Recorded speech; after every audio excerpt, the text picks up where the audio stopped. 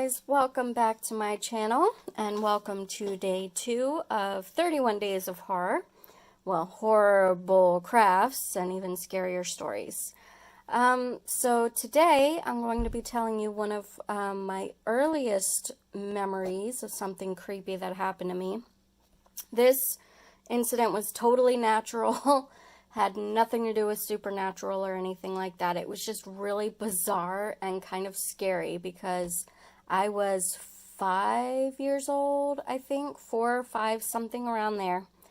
And I was living with my mom and my older brother, and we had just moved into a new house, and it was our first night there, and it was also the first time that I would have a bed of my own. I was so young that I was still sleeping with my mom in our old apartment. So everything was normal.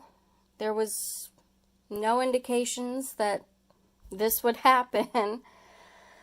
But I went to my room, and my mom tucked me in, she turned off the light, and I tried to sleep, but I couldn't because I kept hearing the sound of wings flapping. And I could tell that it was in the room, but I obviously did not know what the hell it was. So I got out of my bed and walked across the hallway and then the kitchen and then into my mother's room. And of course she was surprised to see me because she had just tucked me in. And she looked at me like I was crazy when I told her, I think that there's a bird in my room. And she said, I'm sure there's not a bird in your room. It's probably just got a nest outside of your window and that's what you're hearing. So I said, well, it sounds like it's in my room. Can you please come check it? Obviously, I didn't say those exact words because I was 4 or 5. So basically, I said, I think there's a bird. And she said, no, there's not. And I said, yes, there is. Anyway, so she comes to my room with me and turns on the light. And it wasn't a bird. It was a bat. A bat was in my room flying around. Which of course scared the crap out of her. I was just like, oh, pretty, hey, it's a bird, it's pretty. I didn't understand the concept of a bat. And so she shooed me out of the room really quickly and shut the door.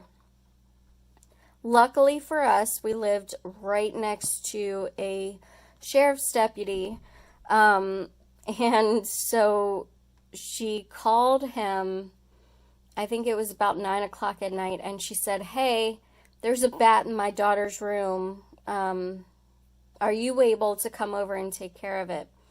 And sure enough, he came over, and he had a net, and my mom had a broom. And together, they managed to capture the bat, hold it in the net, and then get it out of the house. That house was creepy as it was. It was a little run down. My mom was a single mother and she worked very hard for a hospital, but back in those days, the pay wasn't, as great for being a cardiac tech as it is today.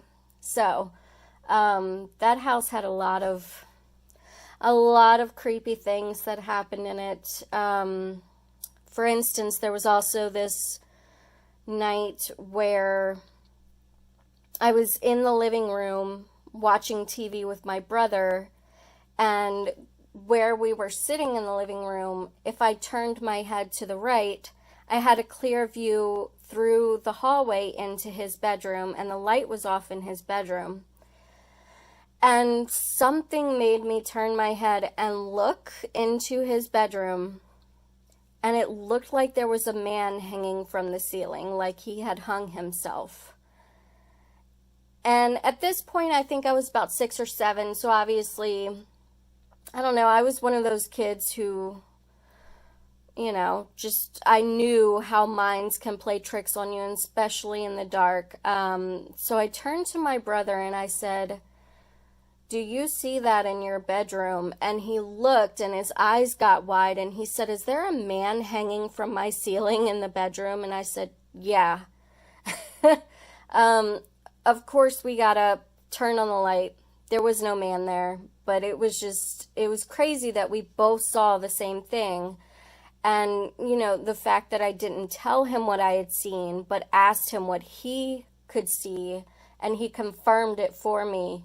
That's a little crazy. We had actually spoken about this while we were packing up my mother's apartment. So he remembers that as clearly as I do.